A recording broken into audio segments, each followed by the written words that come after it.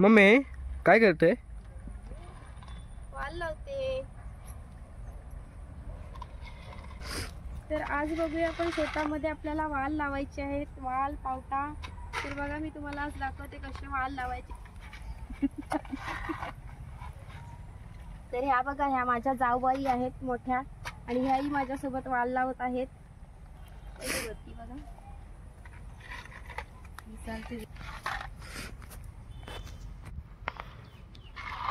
दाखव असं.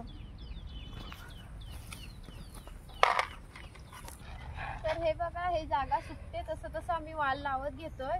तर इकडे जागा ओली आहे, त्याच्यामुळे जिथे ओली आहे तिथे हळूहळू लावायला लागतात.